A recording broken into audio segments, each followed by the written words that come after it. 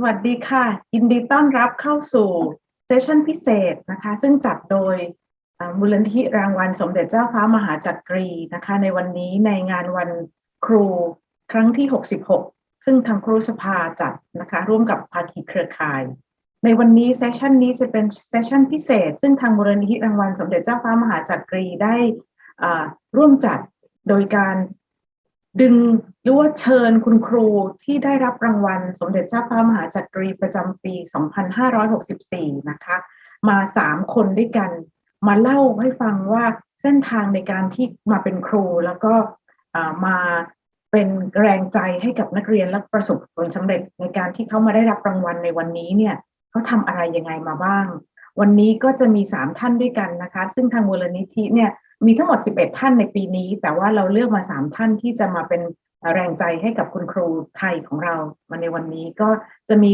คุณครูหาอันเฟืองนะคะจากเวียดนามนะคะคือท่านที่1ท่านที่2ก็จะมีคุณครูนอร์ฮาลมีอับดุลมูตาลิบนะคะหรือว่าเรียกว่าคุณครูฮาลมีจากมาเลเซียซึ่งเป็นคุณครูสอนเกี่ยวกับทางด้าน STEM ศึกษานะคะแล้วก็ท่านที่3ก็จะเป็นมาจากบรูไนนะคะก็คือครูเป็งฮิรันฮาจีโมฮัมหมัดวาฮับเป็งฮิรันฮาจีอับดุลลานะคะชื่อจะยาวมากแต่ว่าจะเรียกเขาสั้นๆว่าเป็งฮิรันวาฮับนะคะ3ท่านนี้จะมาเล่าเส้นทางในการดำเนินชีวิตที่เป็นครูแล้วก็พอเขาเล่าจบนะคะตอนท้ายก็จะมีถามตอบนะคะซึ่งถ้าท่านใดสนใจที่จะถามคำถามคุณครู3ท่านนี้ก็สามารถที่จะพิมพ์ได้ไปในแชทบ็อกซ์หรือว่าคอมเมนต์ตามที่ช่องทางที่แต่ละท่านได้ดูนะคะ Good afternoon. Welcome to the special sessions of the 66th Teachers' Day of Thailand. And this special session is called Inspiring, Caring, Connecting the Power of PMCA Recipient.And this session is very special because we have invited 3 special guests who are the Princess Maha Chakri Award recipient of 2021 to come and join us to share with us their story today. And their story is very remarkable. But before they're sharing their story, let me tell you a little bit about the Princess Maha Chakri Award. The Princess Maha Chakri Award was set up in 2015, and this award is given to the best teachers in Southeast Asia who changed students' lives. And the award has given every other 2 years, starting in 2015, 1 teacher per country in Southeast Asia. So these special 1 select teacher for every 2 years are very remarkable.And a little bit later, you'll hear why they're remarkable. And the Princess Maha Chakri Award, we have now 11 teachers every other year. So we have a total of 44 teachers from 11 Southeast Asian countries, ASEAN plus Timor-Leste. And these teachers have been spreading out their energy and their remarkable activity to other students and other teachers in the region and beyond. So today with us, we have 3 distinguished teachers from Vietnam, from Malaysia, and from Brunei, Darussalam. So we have with us Vietnam, Miss Ha An Phuong. Hi, Phuong. Xin chào. Xin chào. Xin chào. And the second speaker today, we have Mr. Halmi.From Malaysia. Hi. สวัสดีครับ สวัสดีค่ะ Yes, his Thai is very good. So Thank you. well. Yes, we're very glad to have you, Helmi. And Thank you so much. Our third speaker today is Pengiran Wahab from Brunei, Darussalam. Hi. Hi. Yes, good to see you.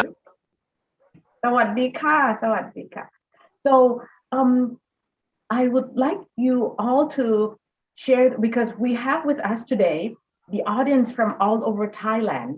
They're listening in to your remarkable stories, and we want to hear the inspiration of you who have choose the profession to be a teacher And not only that, you're doing what you do and with the very best. That's why you've been recognized as the Princess Maha Chakri Award recipient of 2021.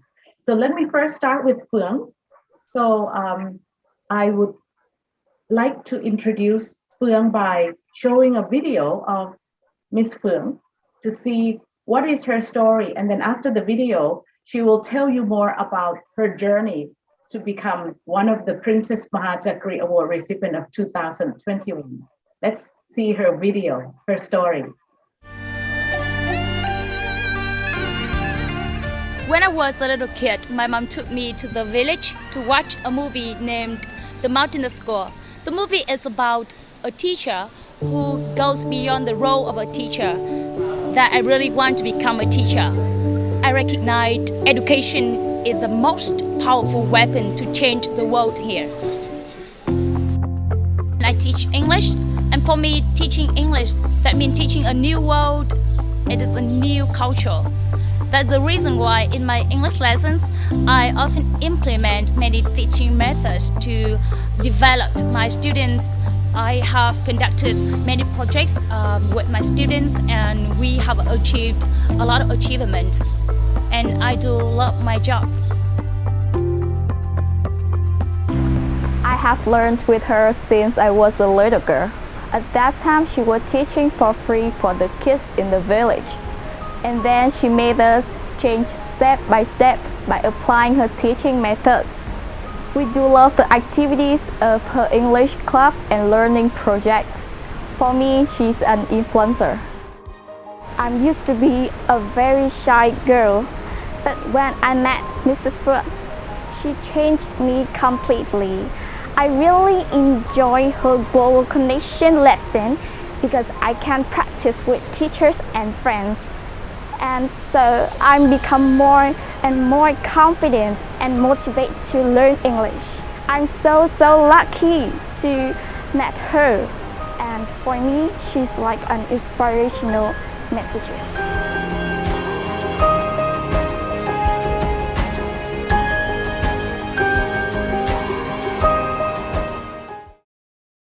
Ladies and gentlemen, dear my colleagues, firstly, I would like to say thank you for giving me such a great opportunity for sharing my stories and my experience on an interesting topic.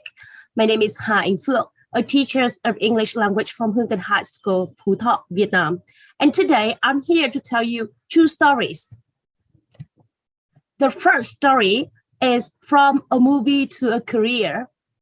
So the story is about an ethnic minority girl in my village. When she was a little kid, her mother brought her to the village to watch a movie named The Mountain School. The movie is about a teacher who goes beyond the role of a teacher. And this movie really sparked in her an interest that she really wants to become a teacher.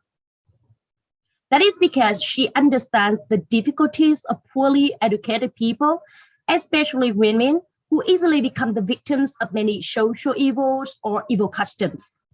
From that moment, she's recognized education as is like the most powerful weapon for changing the world, like Nelson Mandela quotation.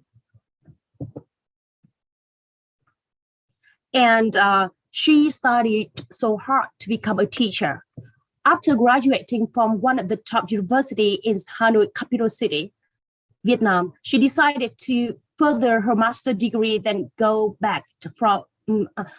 went back home to teach ethnic minority students in her hometown, despite having been offered a high-paid job in capital city.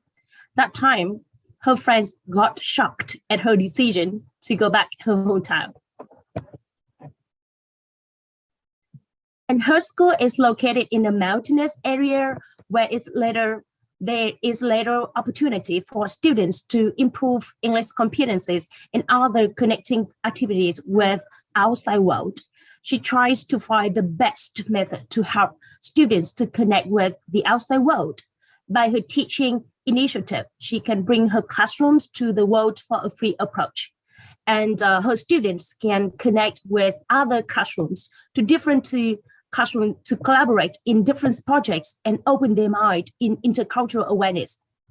Besides that, she has come up with so many initiatives like teaching English with movie, rapping, and project-based learning, and so on. And in 2020, 20 years later, she was recognized as one of the top 10 finalists for the Global Teacher Prize by Verkey Foundation, UNESCO partner, and several national prizes. And in 2021, she was awarded the Princess Maha Chakri Award. And the People TV channel featured her for her devotion. And the movie got the Golden Prize for the National Film Festival in 2020. So, 20 years ago, she saw a movie about a teacher. 20 years later, coming up is a movie about her. And the girl in the story is me. So the first message I would like to send you is the famous quotation of Nelson Mandela that, education is really important. Education is the most powerful weapon which you can use to change the world. And the second story I would like to tell you today is from banana field, I can see the world. As you can see, I'm standing in front of my banana tree field. 3 years ago, as it was noontime, while I was working with other global teachers coming from different countries, the power went away, so I could not continue working. I decided to go to my neighbor's house where the generator worked in this situation. And that time, my family did not have a generator. However, I did not want to disturb their napping time. Reconsidering the problem, I decided to go to the banana garden in my house, which is next to their house, to catch the Wi-Fi for free so that I could work again. So that day was one of my first time joining to global teacher community, and I gained a lot from them. And from the knowledge I learned that day, I applied to my classrooms, and they really work for my class. And I can also bring my classroom to connect with the world, and I treasure this session. And literally, that day I was sitting in my banana tree garden and I could see the world. And my story has been internationally featured by many organizations. And the second message I would like to send to all of you today is that who dares to teach should never cease to learn. As a famous saying, city or remote area is not barrier. Teachers' unwillingness for professional development is a real barrier. That is the thing I really want to tell you today. And so Huong Can High School, my school, is located in the north of Vietnam, where most of students are ethnic minority, where economical and geographical reasons are the main challenges, so that students have a little chance to practice English with foreigners. Low motivation and limited world outside knowledge, So basically, I do believe that there are two main factors leading to a learner's success: motivation and learning environment. So all of my teaching methods derive from these two factors, such as teaching English with movie, learning grammar by rapping, online gamification, project-based learning. But because of time limitation, I would like to spend more time on board-led classroom model as one of my teaching practice by answering some WA questions. What, how, why? Yeah. So for the first question, what is the board-led classroom model? That is my own definition. So it is an online approach that enables one classroom to connect with one or more than one classroom or school expert together to collaborate in different activities like as guest speaker, project teaching, traditional teaching, cultural exchange, and so on. And the second question, how to find classrooms? Yeah, so you can easily find this kind of classroom from different community like Microsoft Education community or Skype groups it is not Sky in Classroom because it's closed now. Or you can go to the flipgrid.com and go to the grid profile function. Then you can easily find this kind of classrooms. Or you can go to the Facebook with the name Skype in Classroom, and or you can actively join in other communities for professional development. Like when I joined in PMCA family, I can collaborate with so many teachers, amazing teachers in Asian areas. So I do love that. So the next question, what are activities in a borderless classroom model? So, there are many activities that a teacher can conduct in a borderless lesson, such as traditional classroom, guest speakers, virtual chair project, cultural exchange, or live games. You can see some photos that is my lesson. So I do the activities project-based learning. This is a project, Thailand-Vietnam Cooperation in Education and Youth, sponsored by Royal Thai Embassy to Vietnam. In this project, we have connected with so many classrooms in Thailand that we can focus on the topic raising students on cybersecurity. And we have learned a lot. And finally, the project come up with the online chatbot for consulting students with cybersecurity problems. And we've just finished a couple of days ago. Yeah, so as you know, I do love the activities virtual trips. You can see in this photo, me and my students went to different places in my village, in my area. Then we have the virtual trip for students from all over the world. And we exchange cultural, and my students do love it. So the next question, how much? The question is how much, and I'll talk about the effectiveness of borderless classroom model. As you can see, in 2018, I conducted a research on measuring the effectiveness of borderless classroom model, and it reveals that it can shift from extrinsic motivation of students to intrinsic motivation and greatly enhance learners' intercultural awareness. Because of time limitation, I could not show you in detail, but if you want to know more about my research, I can show you when you reach me via my email. So the next question, what are challenges? Well, we have met so many challenges that I can sum up like several challenges like time zone difference and low English competence from learners, like some IT problems like internet connection, like culture shock or cyberbullying.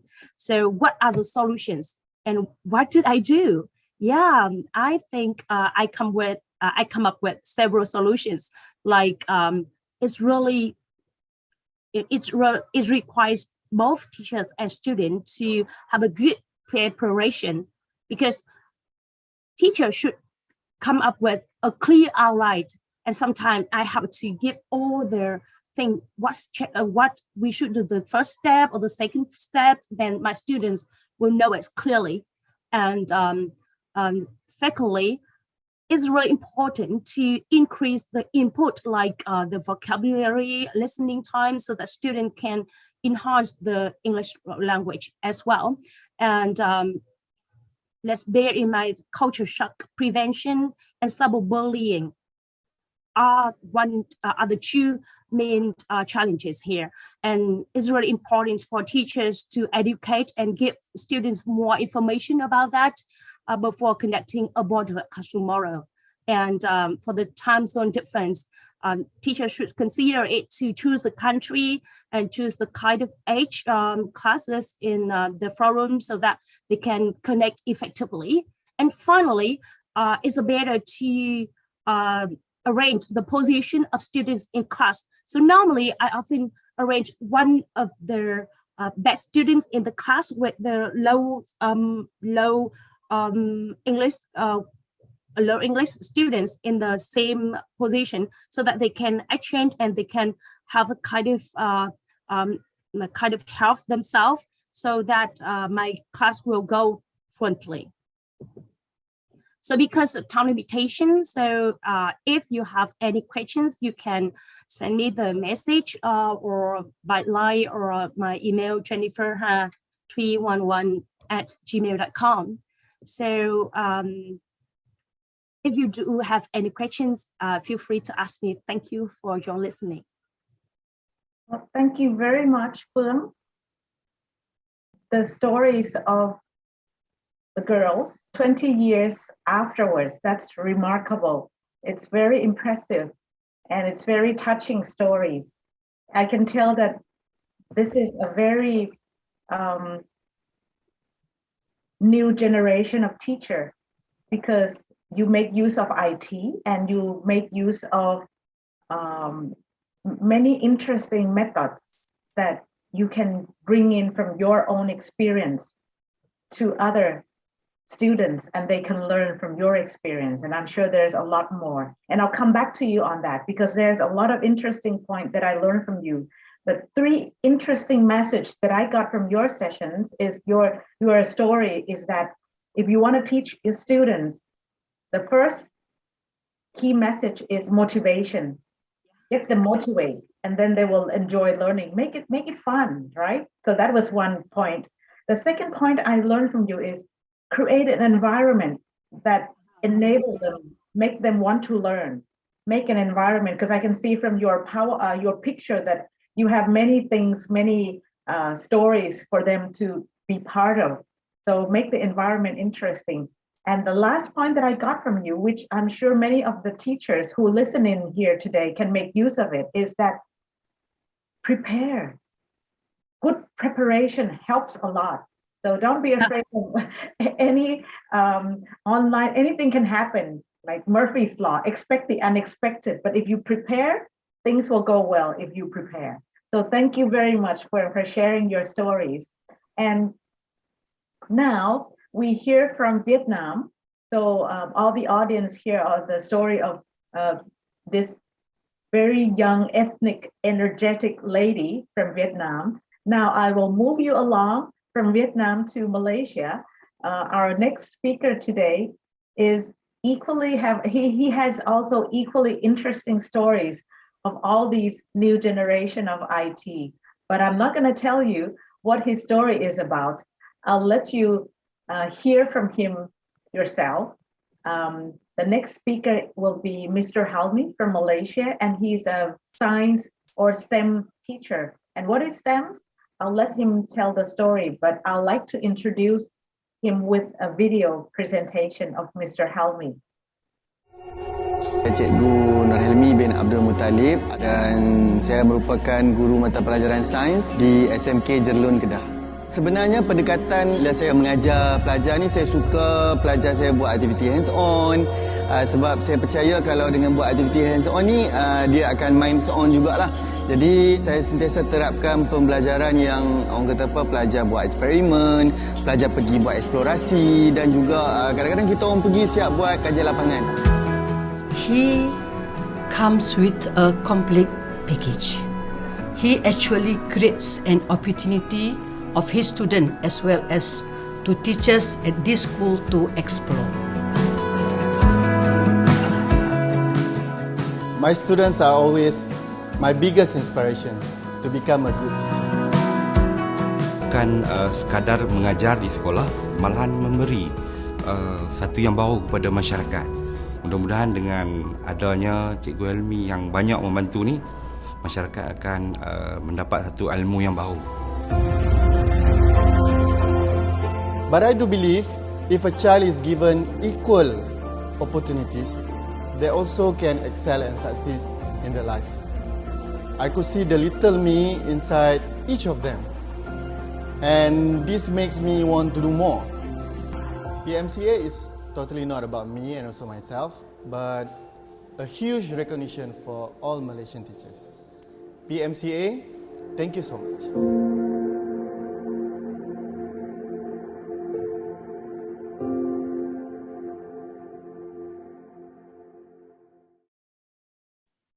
Right, so that was very interesting and remarkable stories, Helmi. So the audience have known a little bit about you now. Now I'd like you to tell us more about your journey of becoming a teacher and why are you doing what you do, please. Thank you so much, Dr. Tinsiri, and also my fellow panelists for today. I'm also proud to be part of this forum. To get the opportunity to talk to Thailand teachers in regarding of Thailand Teachers Day. So I feel so proud about it. And at the same time, I wish that all of you guys could learn something from my story, my experience, and maybe we can collaborate after this, like Miss Phuong said just now. Okay. Because they already seen my video, so I believe that they got a little bit brief story about what I did in my classroom.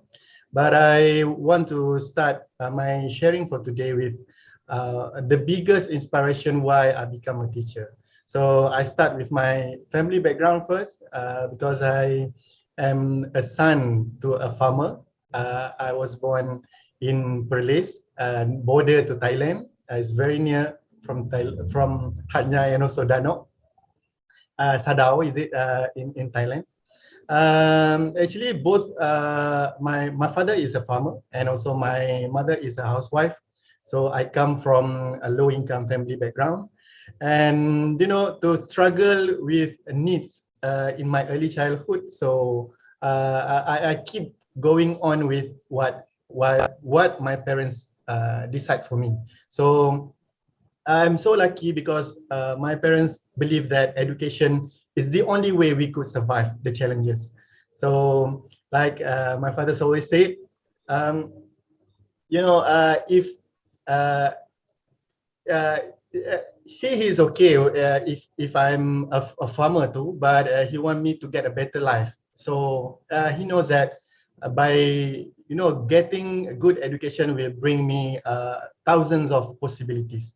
So in order to make sure that I got a good education, so they put everything just to make sure that I got a chance to go to the school and get better education. And luckily, I quite excel in my education. I went to university and then I finished. But after that, after graduated from university, I believe that it is my calling to give back to the society. So it's just like my responsibility by setting a good example for people around me, people in my place, that everyone can succeed too, even though they come from low income family background or a son or daughter to a farmer. So as long as they can do well in their education, so they can be excel. So because of that, I choose to become a teacher, and then I got trained for 1 year, and then I got posted to a school in the heart of Borneo in Sarawak.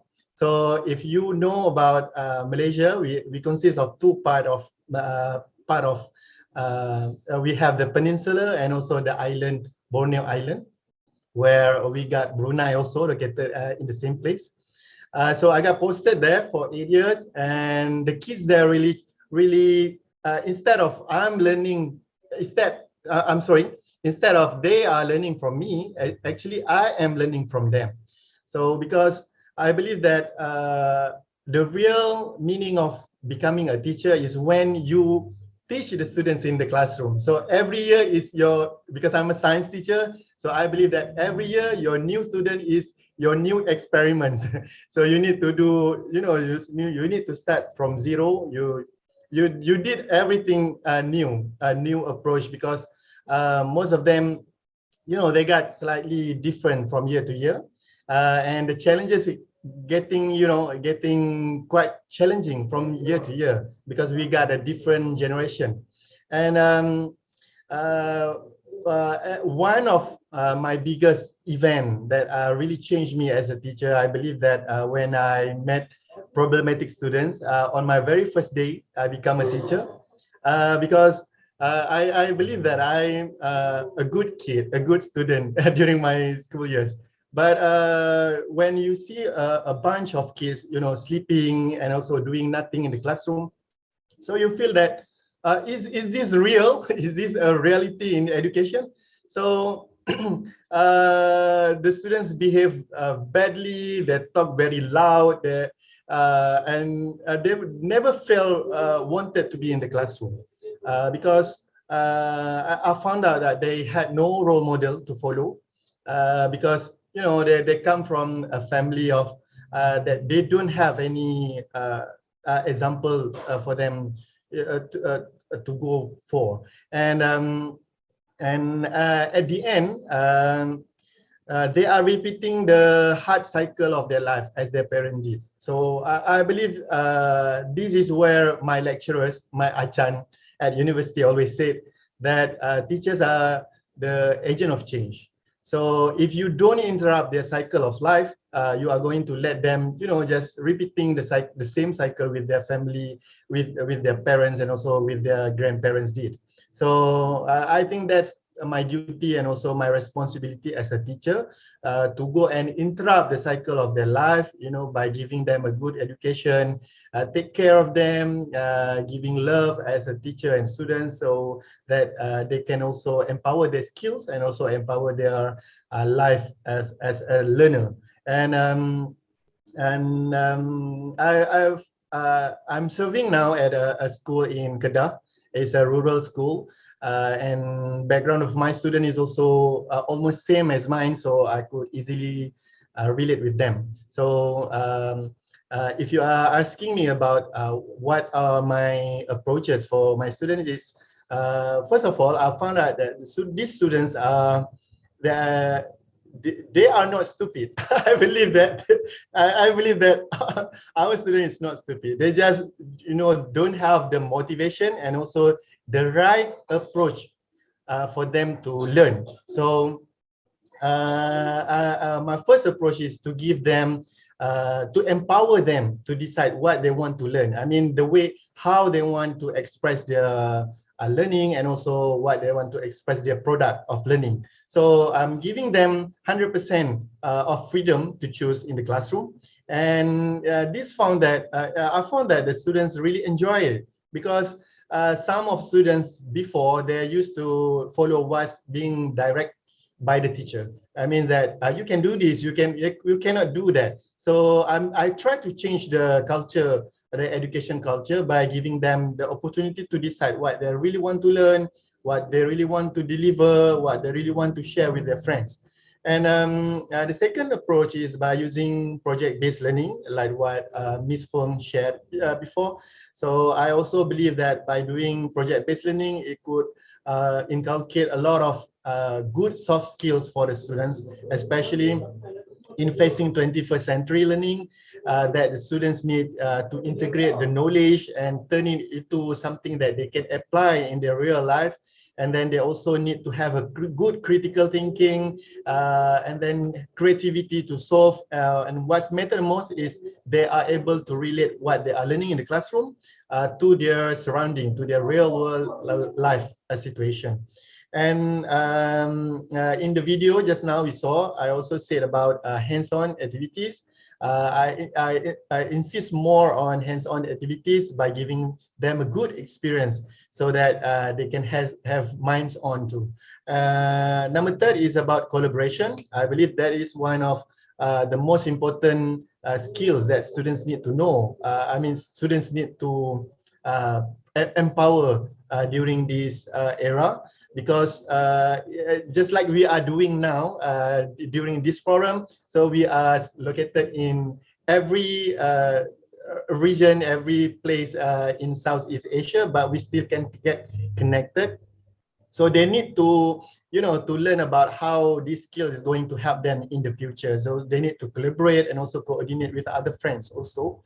And the last thing is about integrating technologies or digital things in my STEM activities. This had been exposed by Ms. Phuong so many times before this, but I also believe that my students deserve to have this type of knowledge digital knowledge so that this can prepare them for the future. And blessing in disguise, what we could learn from this pandemic is that the pandemic already boosted the digital knowledge implementation in the classroom and in education. So I think that's it for my sharing of my what inspired me to become a teacher, and also what's my approach with my students. Thank you, Dr. Tinsiri. Thank you, Helmi.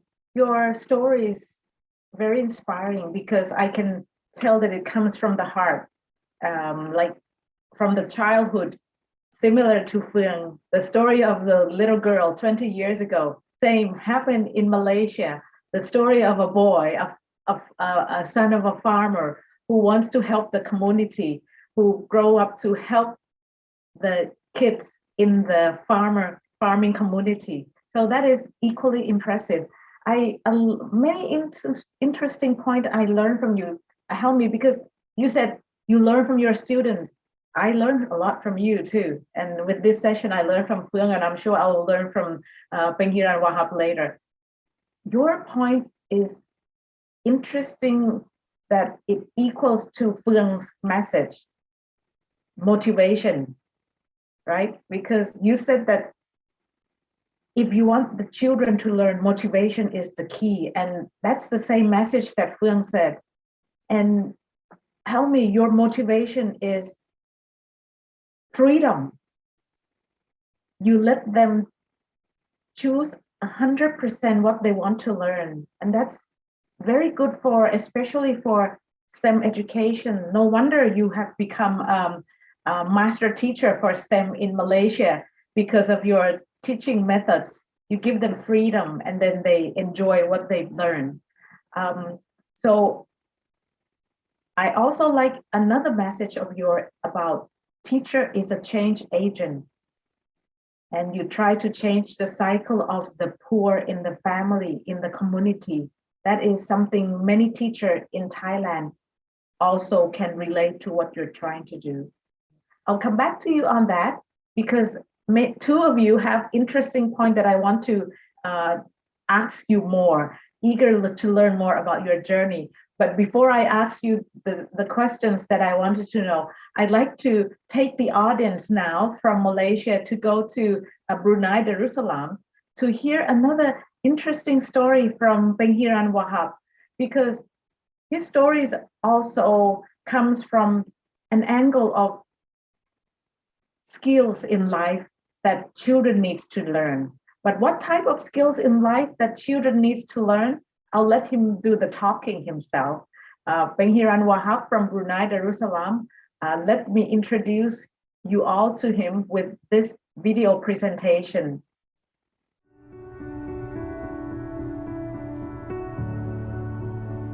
What I'm doing is to build skill of the nation's youth. It's a personal drive for me to give back to the nation through years of experience in the field of hospitality. Seeing our students grow and being self-motivated within the programs. Seeing the graduates being skilled and employed in the industry or even being self-employed is a job satisfaction to me. Assalamualaikum, are we ready? I think Cikgu Pengiran Wahab is a very kind teacher. He is patient, he's passionate for his work, and he did most of the stuff for the school. Cikgu Pengiran Wahab was my ex-instructor when I was a student here in 1998. Now pun he was my colleague sama-sama kerja. So he's a down-to-earth man. Jarang kami lihat dia pemarah, but very low-profile person. I think of all the years I've known him, he is such a very good character, very committed. Whenever you ask help from him, he's just always willing to help out. Maybe one of the challenges is the communication, language barrier, and different learning needs. We use bilingual to ensure that our students are able to understand and apply their knowledge and skill. He gives a lot of good advice, motivation, life experiences, tips and tricks, whether it's outside of the school or inside of the school as well. That's why we thank him for everything that he has done for us while we are here.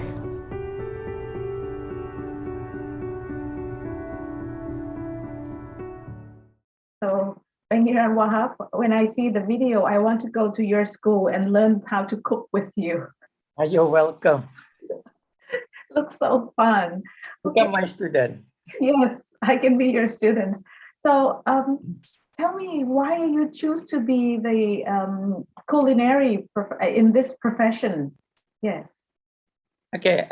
First of all, I would like to say, take this opportunity first to convey essentially thank you to the committee for inviting me to become one of the speakers for this prestigious Thai 66 Teachers Day. And congratulations to all teachers in Thailand for the Teachers Day celebrations. Happy Teachers Day. Just a little quote that that people normally say: being a teacher is just like a candle. You burn yourself to give life, to give light to other people. So for us teachers, we give life to the students, right? We give advices, motivations for the good and the future for the students, right?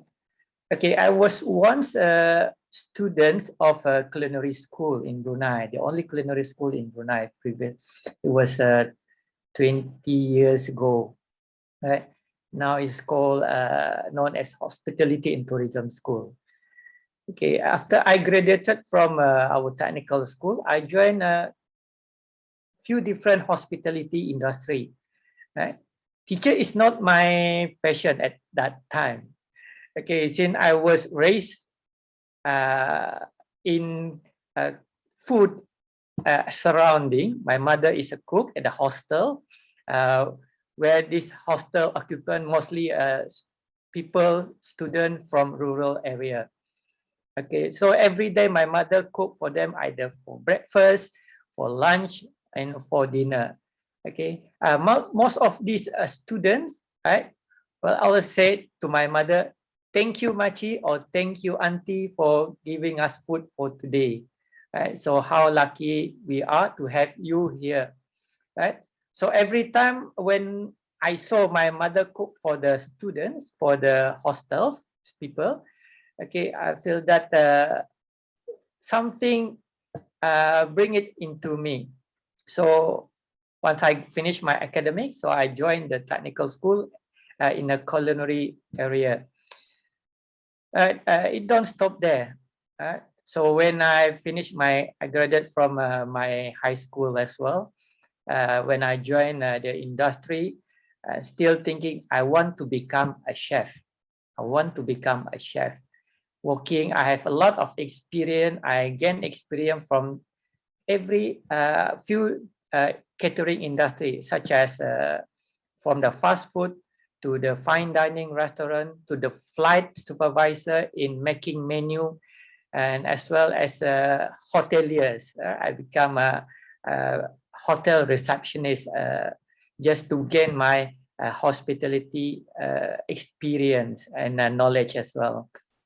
So this means that I'm a hands-on person. Still, I'm not. My teaching is not my passion. Until I was visited by my previous teachers, told me that why don't you change career, right? Come and join us, and we teach our nation, we teach our youth, and help them to become people, someone like you, who has success in their education and success in their field of interest. So I was thinking to myself, why not? Right? Why not I pay back to the nation? Why not I pay back to the community? And why not maybe one of the student next time will be my colleague or my friend's son, my friend's daughter. So why not giving them an opportunity? So there I start my teaching career. It took me almost 2 years to change the environment from a hands-on industry people to a hands-on teaching professions. For me, teaching is a very challenging. Like Helmi said, every year you will face different type of students that with the same like me. Every year we have a new people, new intake, a new student with a different background, different personality, different behavior and attitude as well. Since our schools, where I teach until now is in a town area. Most of the student is from the surrounding, right, in the town area. Not that most of the student is come from affordable family that can afford for education. But most of these students are students who have a low academic. Right? They sometimes don't understand language. They sometimes very low in interest, low in motivation. So some people said, whoever enter the technical school, whoever enter the vocational school, is people with failures. Right? So most people think that. So we try to educate the community, the parents, that this is not a failure area. This is not a failure institutions. Right? So we put a trust for the family to send the student to our school, teaching in technical and vocational. Right? So as Chiguelme said, the world changed very fast. When my teacher told me when he was a student, the teaching was quite illiteral. Right? But my opinion, our student is not only need teacher and peers, but they need active and experimental learning to enforce what they have learned. For me, it's quite easy. It's quite an easy task because I'm from the industry itself. But facing different attitude, different background of student is quite difficult because whatever the fault that we do, the fault that we happen, all right, giving the student, they will complain it to their parents. There's likewise, when I was in the industry, okay, I give command to the people. People will do it. Whatever we give command, people. But to the student, it's quite different. You have to be tender with them. All right, you have to be polite with them. Okay, so like I said, you learn from the student. Right? Student is my teacher. Right? Student is my teacher. So I learn from them as well. So experience represents hands-on on experimental feedback of element. The feedback learned very effectively. That you can do it for your students. I want to increase student learning effective motivation and passion to have them realize the relevance of what they learn for the real world and encourage them to use this skill to innovate and benefit the society around them. So we as a teacher, we as an educator play an important role to boost up the student into an energy, that is from the motivation to energy, right? So motivation is not itself is not enough if they don't have the energy. So when they have the energy, all right, so the motivational will come along. So where is this energy come from? So the energies come from the teachers, the educator, right? So when we teach the student in a correct way, correct method, correct philosophy, all right? Okay, it will give the student a good feedback, right? And then it will become a motivation to them. I've seen a lot of my former teachers taught and leading us to become someone who is useful to the country, someone who can pass through all the hard challenges, and someone who respected by others. Okay, that is most of the my teacher previously said to us. So I give back to the students that under my class, right? So you have to be someone. You have to be someone who is very strong. You can be someone who can do all the challenge on whatever you can. But the thing is, you have to have your motivation and you have to have your energy. And so I can see potential in this catering industry having positive impact from the community. I like the community, like the parents and the surrounding.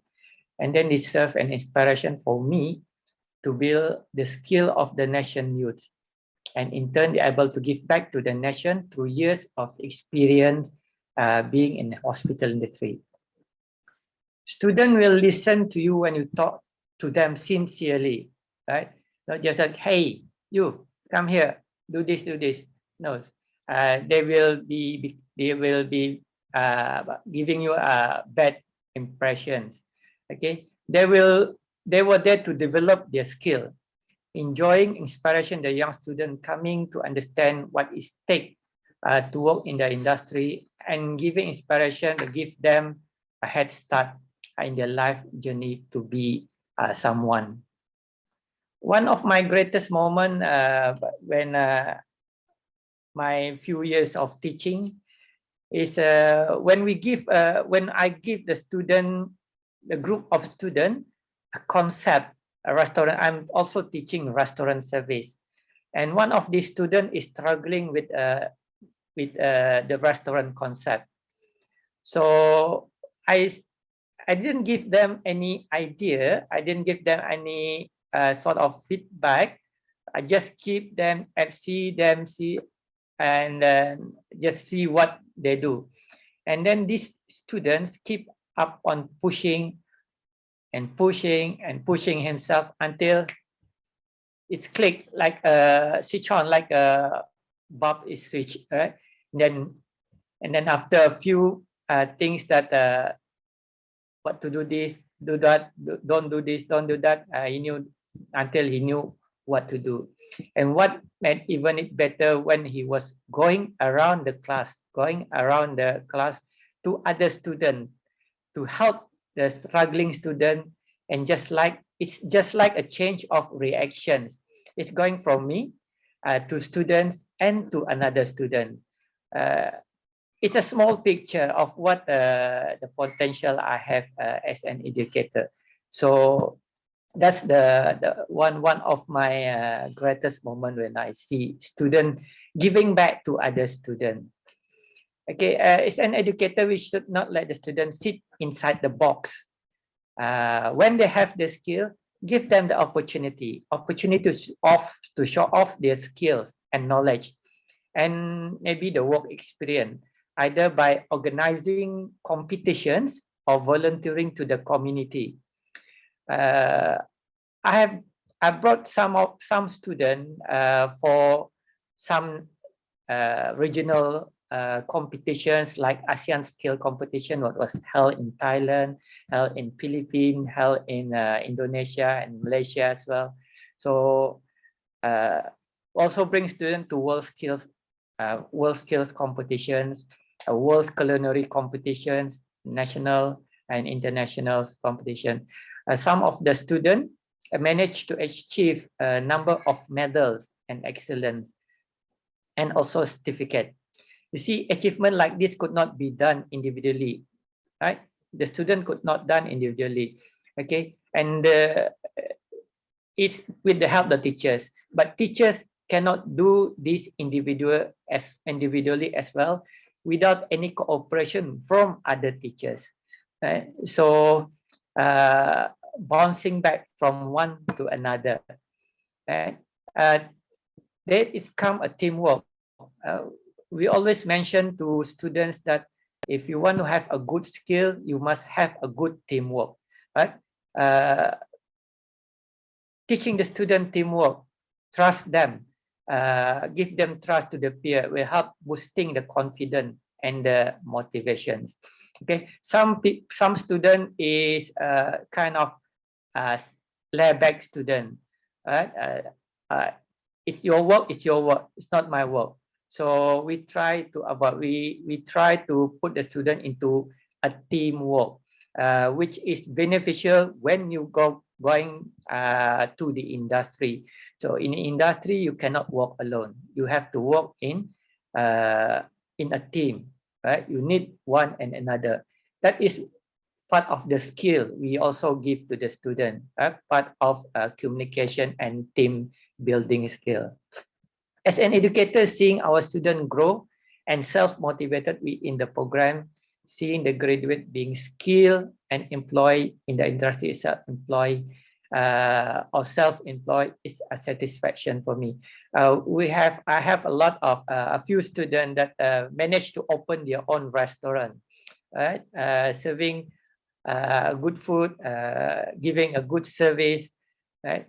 So it feels I'm very proud of it. So every time we pass through the restaurant, sir, come here, come. I give you free food. Come and try our food. So when it happens, and especially when you bring someone with you, okay, you will feel proud. Oh, this is my student. Oh, this is your restaurant. Okay, so it's the student giving back to the society. It make me proud. Okay. Okay. What a teaching technique? Come back to you on that. The Pengiran Wahab. I'll come back on your teaching technique later.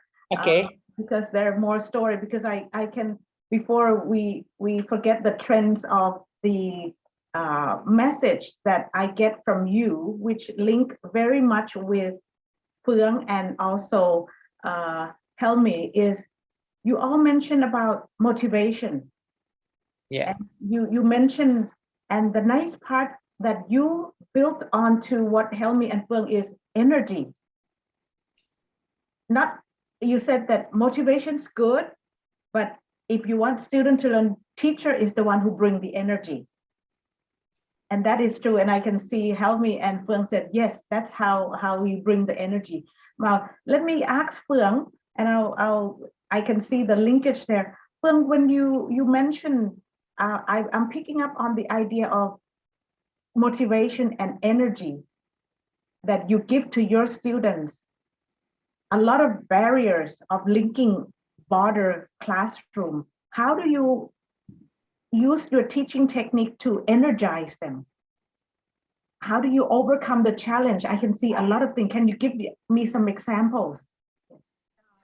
Thank you for your questions. That's a really good question because so many people ask me the same question, and I'm happy to share with you. As I told you before, I have met so many challenges while conducting the borderless classroom model, like time zone difference, low English competence from learners, and like IT problems because my school is located in the mountainous area, or the culture shock because we live in Vietnam, and when we connect with some students in Malaysia, in Thailand, and in some countries, we may meet this kind of problems. And cyberbullying, cyberbullying is one of the crucial problems among the teenagers now, especially in the world of the COVID-19 pandemic, and so many students have to learn online. So how I deal with this, how I deal with this kind of challenges. So basically, yeah, the first thing I should do is be calm. Yeah. So for the different time zone, I choose a class that fits with a Vietnamese time, or in the term of online connecting version. If we cannot have the kind of live connecting, we can find other platform like the quizzes, Kahoot, or kind of flip grid, so that student can exchange at the same time, but no need to have the face-to-face talking. Or some project like we send the gifts, the present to the other schools in another country, then they send us back. So my students are really interested in this cultural exchange activities and gift exchange activities as well. And for the low English competence of students, it seems to be one of the most difficult tasks for any teachers. But I try to make it like, I try to arrange students to have the good seats. For example, a good English students sit next to a poor English student so that they can support each other. So I don't need to go to every single place to help, but in the class, there must be several students who are out smarter than other students. So I try to arrange this. And for the culture shock or the kind of cyberbullying, I did some projects that students themselves will try to understand the culture of other countries. When I try to connect with a new country, I will let my student know some kind of culture shock first so that they can prevent it. And for cyberbullying, we did a very big project. It is an international project that has attracted different schools and institutions from 21 countries in the world, so that not only my students, but students in Thailand and students in Vietnam as well can raise the cyberbullying, the cyber security awareness, I mean. And at the same time, we have invited so many famous IT trainer or the IT specialist or the kind of very KOL or influencer that can interact with them, and they really help us. Yeah. Well, next time you can invite Helmi to be the influencer for your students, because he's very good in social media and good with all the apps on the internet. He used those. So Helmi, tell me, I know you use a lot of apps to teach your student science. Can you give us some example? Yeah, Dr. Tinsiri, I'm really into social media because I believe that it's a good platform of sharing knowledge among the community, and also to build a good rapport between teachers and also students. And yes, I really active on blog and also creating videos on YouTube. And now I'm moving my platform to TikTok because I believe that's Generation Z's new platform. So instead of, letting them with, some unsuitable content available on TikTok, so why don't we educators create a good online content, and then, let them learn through the platform. Yeah, so that's what I'm doing now. Yeah. Maybe we can go over after this, Ms. Phuong. Yes, you can link on that. And I can think of the topic. I can think of one of the dish which Pengiran Wahab can pick up on that. Like we can do the cooking and then, but do the cooking through online, through social media. And Phuong can link the schools, Vietnam, Malaysia, and Brunei. Now we have. Yeah, sure. So, Pengiran, you mentioned earlier before I jumped to Phuong was about your teaching technique. I like your point earlier that you look at children difference, not children, students different background. Yeah. Of course, in industry and in cooking, lots of background. How do you manage them and accommodate all the differences in your teaching, especially in skills like this? Okay, we try not to make the student feel bad. We don't want the student to feel that they have been left out. We don't want to like discriminations. Right? So we just give them advice. Right? What is good, and what is bad. Right? I also give them example. of what will happen if someone do this to your family. So in connecting to the class or in connecting to the industry, if you're focusing on being equal, right? Okay, you should give something that to make the students they are in one. For example, okay, one student is a type of can afford something. One student is very poor. All right, so we go through in the middle. So what can rich people have that poor people also have? Okay, that is family. Right? Okay, rich people have family, poor people also have family. So we, okay, putting them together, and don't make them demotivated while we are giving them advice. Okay, being a student with different background is quite difficult. It's quite challenging. We have to, like we said earlier, and also Helmi said earlier, we learn from the student. Student is our teacher. Okay, but don't make them a full-time teachers. Right? Otherwise, we'll go bad as well. Okay, so when we learn something from a good student, right? Okay, we will share this to other students.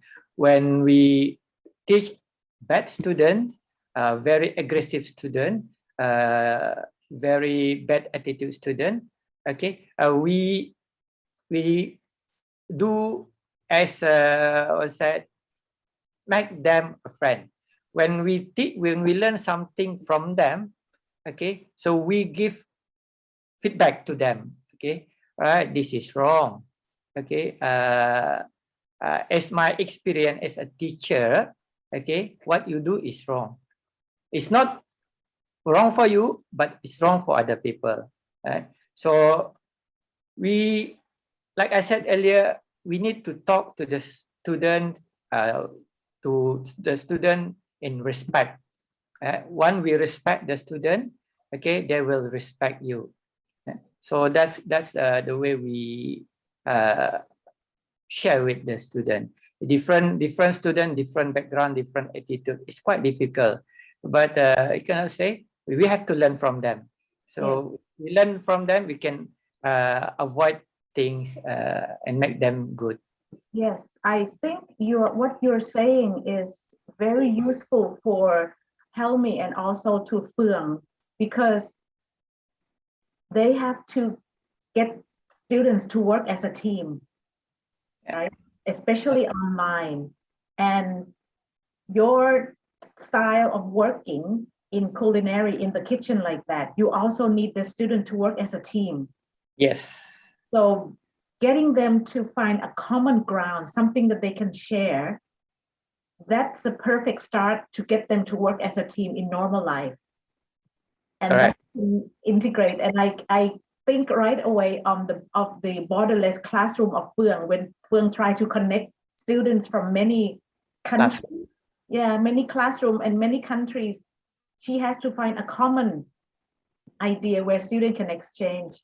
Or even Helmi, when you want to link science to their students' daily life, I think something that very unique that the Thai teacher who are listening to you can use as an example. I'm interested, I like to ask Helmi, when I mentioned about the science and community, it makes me think of science is not easy, Helmi. And many students admit that, many teachers. Now, how do you link that to their way of life, and especially the experiment through online? How do you get them to interest or make them work together and link to help the community through science? Thank you, Dr. Tinsiri. it is quite interesting statement when you say that science is difficult, but maybe for some science teacher, we don't think that science is difficult, but interesting. I just want to say that it is interesting subject. So yes, but I do agree when most of my students say that science is quite challenging for them, one of tough subject for them in the school.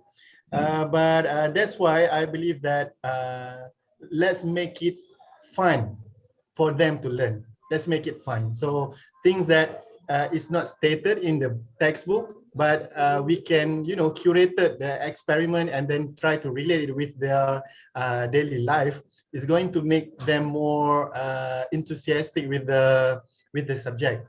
And sometimes I'm out of what is written in the textbook, because I need to work extra from what my students have. I mean, I'm teaching in a rural area. They are not exposed to a lot of science knowledge compared to those who live in the city. So it is my responsibility, I always believe on that, to simplify it for them, to make it easy, the easiest way or the simplest way for them to understand science. Oh, this is science, because science is the knowledge that happening around them, but they don't know how to, explain it as science. So it is my job. It is my job to make it, to explain it the simplest way. So what you are doing now is science. What you are doing now is something related to technology. So that's why I try to change. And then I have a very good support from my principal and also my colleagues in school. So they keep encouraging me, to do experiment that is not in the textbook. So I always believe in, exploring those things so that it could be more fun to my students. And as mentioned before, I also shared some of my best practices through my blog and also my social media, just to get good feedback from any other teachers on that activities. And I still remember during the pandemic when everyone should lock down in their home, and the only access that I could get with my students is through digital, through WhatsApp. And then I tried to make I tried to modify some of the experiments that they did in the laboratory supposedly, but I tried to modify it, and I record it in the TikTok platform and share it to them. And surprisingly, the TikTok, the videos on the TikTok is, getting viral on TikTok platform. So it's not about my students are learning about science, but, several of Malaysian people now also learn about science in a simple and also in interesting way. So I believe in this era, we need to do a lot of combination. To integrate creativity as a teacher, and also to integrate digital technology. How we can, optimize the privilege that we have now in terms of the technology, and also in terms of the creativity, and also networking around among teachers that we had. So because we are going to give more impact for more bigger audience. If I can say that, if I can share something about one of my challenges teaching students in my school now is because they come from a farming community, like what you said, the Tinsiri, and then they have very low self-esteem. So one of the way or the approach that I did with my students is by exposing them to possible outside world. Through competitions like what Pengiran Wahab said, and also did with his students, and also expose them to the global world, like what Ms. Phuong are doing with her students now. And also at the same time, I always believe that because I said before that my students, they don't have any role models that they can follow. So instead of waiting other people, why don't I become the real role model for them? So, you know, they are very close with me. So why don't we, the teachers, become the role model for the students? So in terms of that, I also challenge myself to prove that if I can do this, why don't them? I mean, yeah, I try to push myself to the limit. I applied for international teacher program in United States of America for 1 week, just to prove to my students that, you know, I come from the same family background like you all, but at the same time, I can prove that, you know, by doing good planning and also by determination, you have a clear objective on what you are doing. So you also can become extraordinary. I become the first Malaysian teacher to being selected as participant for European Nuclear Center at Geneva, Switzerland, for 2 weeks. So I gain a lot of good experience. So I keep contacting with my students during that time to show them that if I can do this, if I can, you know, get this, why don't you? You also have, you know, they have a close contact with me. They see me in real life. You know, they so yeah, that's one of my purpose to become a teacher, to become a good role model for my students. I believe Ms. Phuong and also Pengiran Wahab also are doing the same thing to their students. And we have a lot of, you know, lack of facilities and everything that we have a lot of problems actually in our classroom, in our school. But I think it's our job as a teacher, it's our responsibility to find the right solution. To find the solution, it's not keep thinking on about what the problem or the issue, but, you know, keep solving the problem. So we are looking for a solution instead of the issue. So yeah, that's it for my sharing. You're speaking from the very perspective of the science teacher, because you said looking for a solution. That is very science teacher, and it's really a hot TikToker. Yeah, very hot TikToker. Yeah. She's also a TikToker. Yes, now I can see that Phuong's ready to prepare for the project with Helmi on the TikTok. You also use TikTok. So Phuong, now that you show your TikTok on the project, so when you do these activity with your students, with all the years, what are the most challenging experience you have? Yeah, for the project-based learning, we have met several. How do you solve the problem? How do you overcome it, that challenge? We can learn from you.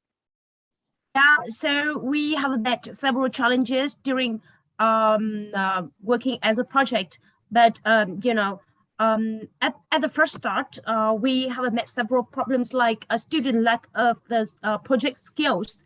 Doing project skills like not confident or not well prepared, or they do not know what should do first, what should do the second, what should do the next. But finally, I had to spend at least 12 days to teach them some kind of skills like survey skills. What is the survey skills? Or like asking question, what should they ask, or some kind of this. Or I have to train them the information and technology apps. What app should they use? Like a kind of training efforts for them before doing project. That is my experience before. Yeah. So Teacher Jaime, I already followed your TikTok. You're a very hot TikToker. Oh, great. Really hot TikToker here. Oh, I don't have TikTok apps. Are you TikToking, Pengiran Wahab? No. You should create one. You should create one. I already have, but I am not as famous as Teacher Jaime. I'm not as famous as Teacher Jaime. He is super famous on his TikTok account here. Okay, I will check it out after this. Yeah, sure. You need to do that. So yeah. Okay. So your experience, Phuong, will be is very useful for the teacher who wants to do online activity with their students, particularly want to do a project-based learning. We keep saying, oh, do project-based 21st century skills, but we never teach our students like what you mentioned. So that's a good lesson learned. Teach them how to do survey, teach them what are the apps available, give them basic background information before you jump into the project. Otherwise, the project will not work if they don't have background information. So that's a good food for thought for us.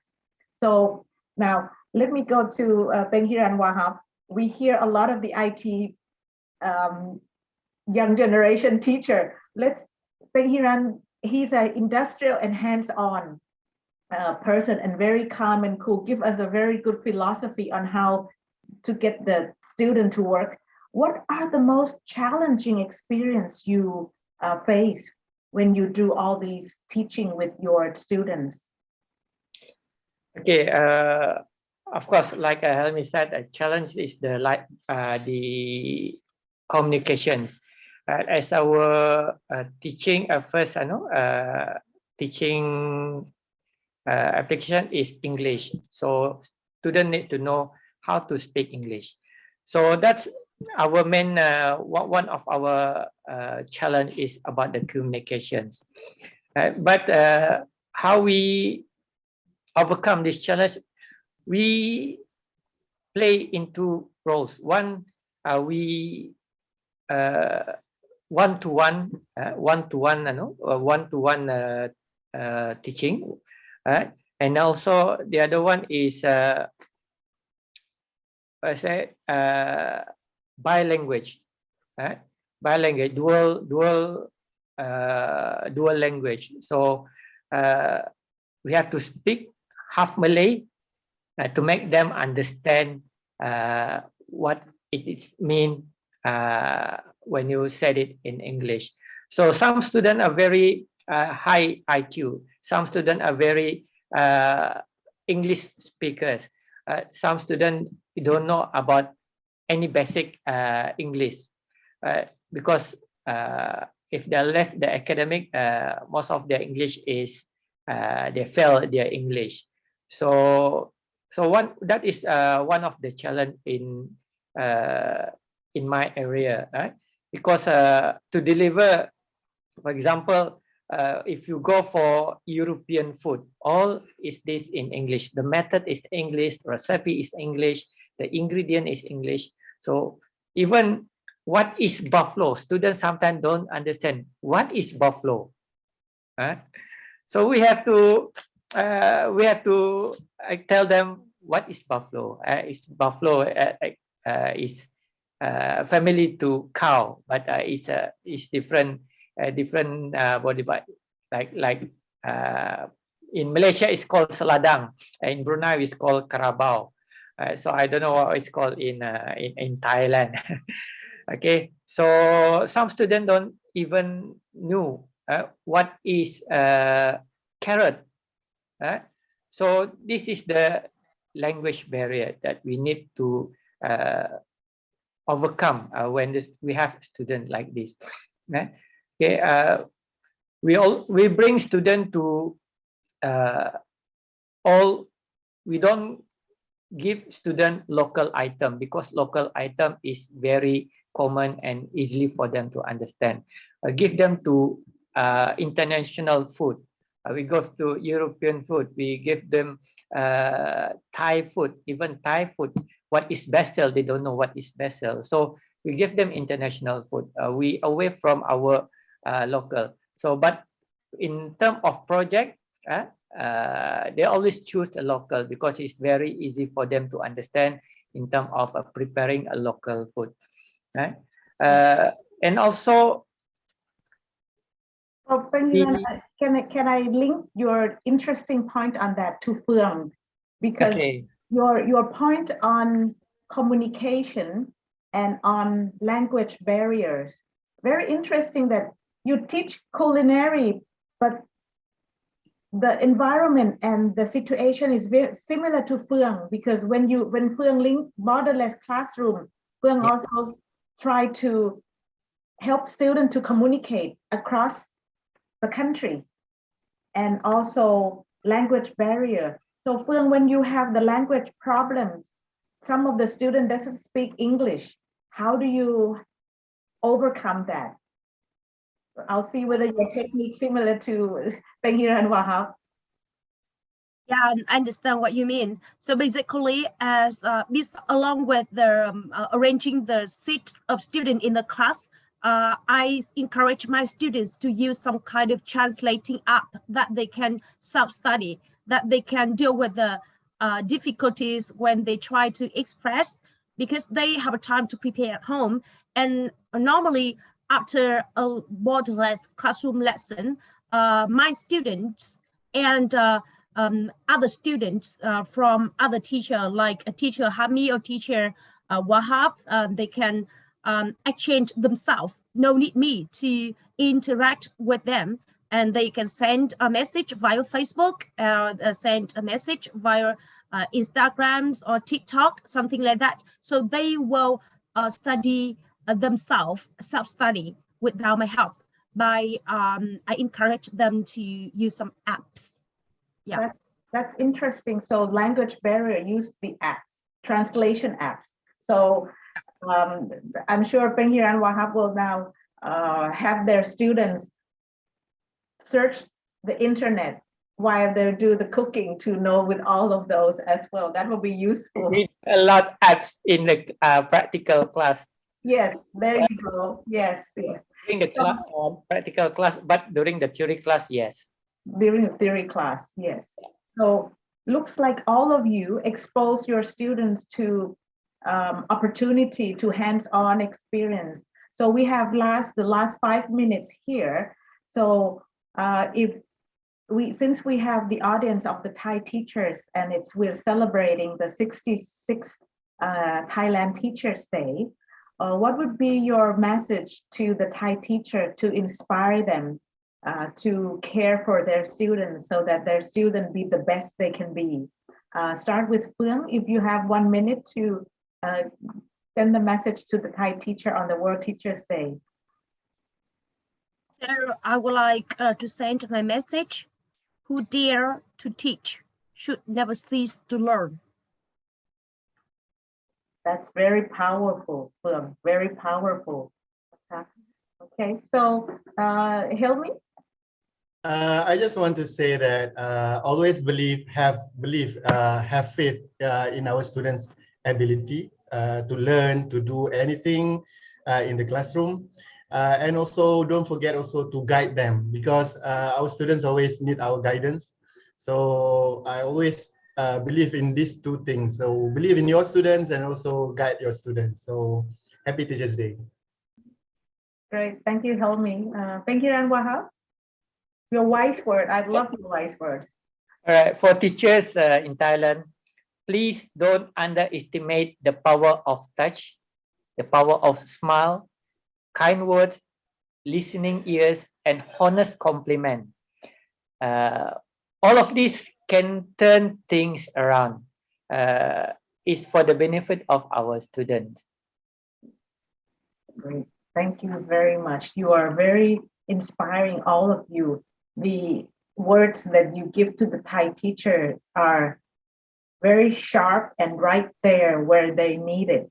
I'm sure they will learn a lot from three of you, and you all share the common heart, motivate, give them opportunity. And I'd like to wrap it up by using Pengiran Wahab's word that teacher is like a candle. You burn yourself, you light the way for your students to move along. So light the way. I hope three of you will continue your journey by lighting the way to not only your students, but to other teachers in the region and in Southeast Asia. So thank you very much again on behalf of the Princess Maha Chakri Award Foundation, who have worked with the Teacher Council of Thailand, organized these special sessions. We like to thank three of you who share with us your wonderful and remarkable story.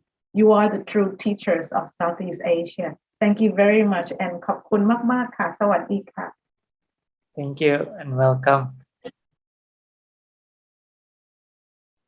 ค่ะจากที่ทุกท่านได้ฟังจบลงไปนะคะเป็นภาคภาษาอังกฤษนะคะจากที่คุณครูทั้ง3ท่านได้เล่าถึงเส้นทางการดำเนินชีวิตมาเป็นครูแล้วก็พวกเราได้แรงบันดาลใจอะไรมากมายทีเดียวนะคะคุณครู3คนเนี่ยมีพลังมากๆเลยดิฉันเองฟังก็ได้พลังจากคุณครูทั้ง3ท่านอย่างเต็มที่เลยแล้วก็ได้เรียนรู้อะไรมากมายนะคะท่านแรกเนี่ยก็คือครูเฟืองครูเวียดนามจะเห็นว่าคุณครูเป็นครูยุคใหม่มีพลังมากเลยนะคะสมกับตัวธีมของงานวันครูครั้งที่66ในวันนี้เลยเนี่ยครูเฟืองเนี่ยบอกว่าวิธีที่จะเทคนิคในการที่จะดึงดูดให้นักเรียนทำกิจกรรมซึ่งครูทำกิจกรรมเกี่ยวกับห้องเรียนไร้พรมแดนเนี่ยนะคะครูบอกว่าต้องสร้างกำลังใจให้กับเด็ก motivation ครูบอกแล้วก็นอกจากนั้นเนี่ยในการนอกจากมี motivation หรือว่าสร้างกระตุ้นให้เกิดความสนใจแล้วเนี่ยก็จะต้องสร้างสภาพแวดล้อมที่เด็ก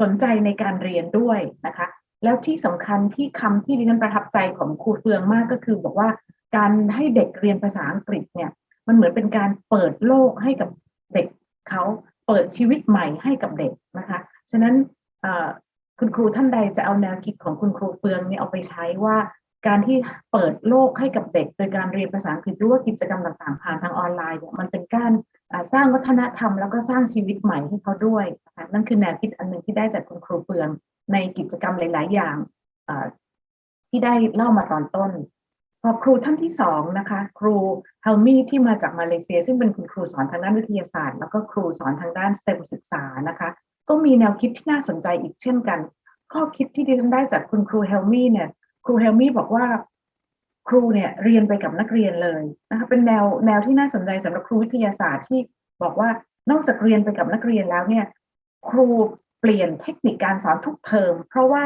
เด็กที่มาใหม่แต่ละเทอมเนี่ยมีอะไรแตกต่างครูก็จะต้องปรับกระบวนท่าในการสอนการที่คุณครูปรับก็ทำให้ครูเนี่ยเรียนรู้ไปเพิ่มเติมทุกเทอมเลยด้วยอันนั้นก็คือเป็นเทคนิคที่น่าสนใจแล้วที่ดิฉันชอบของครูเฮลมี่ครูมาเลเซียครูบอกว่าสอนแบบเปิดอิสระเลยคือให้เด็กเป็นคนเลือกว่าอยากจะเรียนอะไรนะคะอันนี้น่าสนใจดีทำให้เด็กรักเรียนวิทยาศาสตร์มากยิ่งขึ้นนะคะนี่คือเทคนิคการสอนของคุณครูจากมาเลเซียส่วนท่านที่3คือคุณครูเป็นฮิรันวาฮับจากบรูไนนะคะอันนี้ท่านนี้เป็นนักปรัชญาตัวยงทีเดียวเพราะคำพูดท่านลึกซึ้งมากขึ้นมาท่านบอกเลยว่าคุณครูเปรียบเหมือนแสงเทียนที่เป็นเทียนที่เผาไหม้ตัวเองเพื่อที่จะให้เด็กเนี่ยส่องครูเผาไหม้ตัวเองเพราะว่าให้ส่องสว่างให้กับเด็กให้เด็กได้เรียนรู้ให้เด็กมีชีวิตในการที่จะก้าวต่อไปเป็นคนข้างหน้าโอ้โหเป็นพลังมากเลยนะคะคือครูเนี่ยยอมเสียสละให้เห็นว่า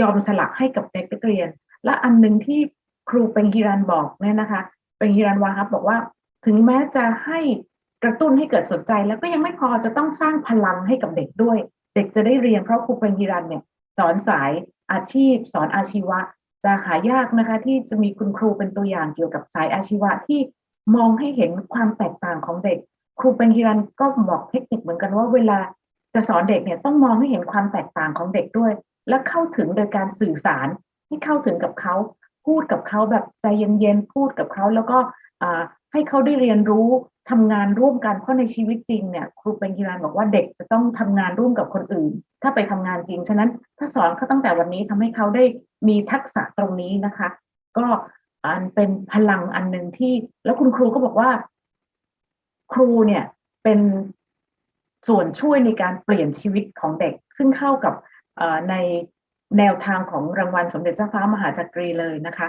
ว่าคุณครูคือผู้ที่เปลี่ยนชีวิตของศิษย์นะคะแล้วก็คุณครู3ท่านเนี่ยก็สรุปให้เราเห็นตรงกัน3อย่างเลยก็คือทุกคนสอนทักษะชีวิตให้กับเด็กเป็นพลังในการทักษะชีวิตคือให้โอกาสอันที่1ให้โอกาสในการเปิดโลกทัศน์ให้กับเด็กไม่ว่าเฟืองจะเปิดให้เด็กมีเรียนไร้พรมแดนครูเป็งฮิรันก็เปิดอาชีพให้กับเด็กครูเฮลมี่ก็พยายามจะดึงวิทยาศาสตร์เข้าสู่ชุมชนสร้างอาชีพให้กับเด็กในชุมชนนะคะเพราะเขามาจากครอบครัวชาวนายากจนอันนั้นคือให้โอกาสข้อที่2ก็คือครูเป็นตัวอย่างนะคะสังเกตครูทั้ง3ท่านเนี่ยเอาชีวิตจริงของเขามาสอนให้กับเด็ก ก็ทำให้เป็นตัวอย่างแล้วก็เด็กเหล่านี้ก็จำเป็นรูปแบบต้นแบบที่ดีแล้วก็ครั้งที่อันที่3ที่ได้ข้อคิดจากครูทั้ง3ท่านก็คือการสื่อสารนะคะ communication ซึ่งครู3ท่านเนี่ยพูดมาชัดเลยว่าถ้าจะให้เด็กรักเรียนถ้าจะสอนให้ประสบความสำเร็จต้องสื่อสารให้กับเด็ก